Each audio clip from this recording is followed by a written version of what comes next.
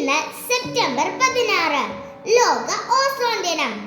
Ozone പാളി സംരക്ഷണ ദിനം. എന്താണ് ഓസോൺ പാളി? സൂര്യന്റെ ദോഷകരമായ അൾട്രാ വയലറ്റ് രശ്മികളിൽ നിന്നും ഭൂമിയെ സംരക്ഷിക്കുന്ന പ്രകൃതിദത്ത കവചം സൃഷ്ടിക്കുന്ന അന്തരീക്ഷത്തിന്റെ ഒരു ഭാഗമാണ് ഓസോൺ പാളി. ഓസോൺ പാളിയെ സംരക്ഷിക്കണം എന്ന് പറയുന്നു. സംരക്ഷിക്കാനായി അതിന് എന്ത് സംഭവിച്ചു? 1985 ലോകത്തെ മുഴുവൻ ഞെട്ടിച്ചുകൊണ്ട് അന്റാർട്ടിക്കയ്ക്ക് മുകളിൽ ഒരു ഓസോൺ ദ്വാരം ആദ്യമായി കണ്ടെത്തി. ഈ ദ്വാരം എങ്ങനെയാണ് ഒരു വലിയ പ്രശ്നമായി മാറുന്നത്? അൾട്രാ വയലറ്റ് വികിരണം ഭൂമിയിലെ ജീവനെ ദോഷകരമായി ബാധിക്കുമെന്നതിനാൽ ഓസോൺ ശോഷണം വിനാശകരമായിരിക്കും. ഇത് ഫോട്ടോ കെമിക്കൽ പുകമഞ്ഞിനും ആസിഡ് മഴയ്ക്കും കാരണമാകുന്നു. സൂക്ഷ്മജീവികളുടെ ജീവൻ അപകടപ്പെടുത്തുന്നു. സസ്യങ്ങളുടെ ജീവിത ചക്രങ്ങളിൽ മാറ്റം വരുത്തുന്നു. ഭക്ഷ്യ ശൃംഖലയെ തടസ്സപ്പെടുത്തുന്നു.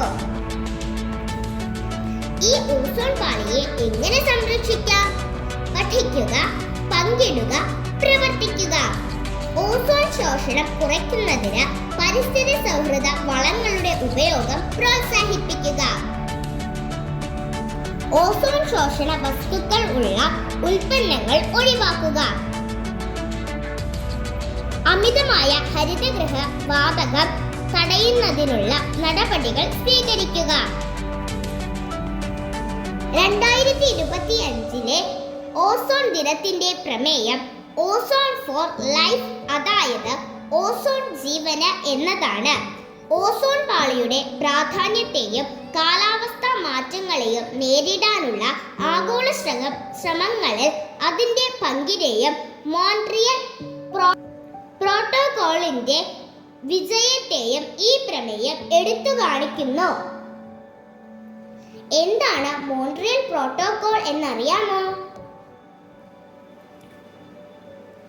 ഓസോൺ പാളിക്ക് നാശം വരുത്തുന്ന പദാർത്ഥങ്ങളുടെ ഉപയോഗം ഘട്ടം ഘട്ടമായി നിർത്തലാക്കാൻ സഹായിച്ച ഒരു അന്താരാഷ്ട്ര ഉടമ്പടിയാണ് മോൺട്രിയൽ പ്രോട്ടോകോൾ.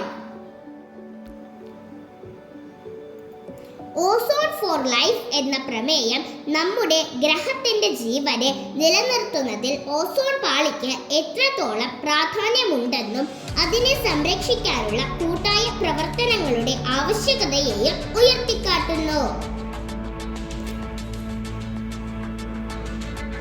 ഓസോണിനെ സംരക്ഷിക്കുക.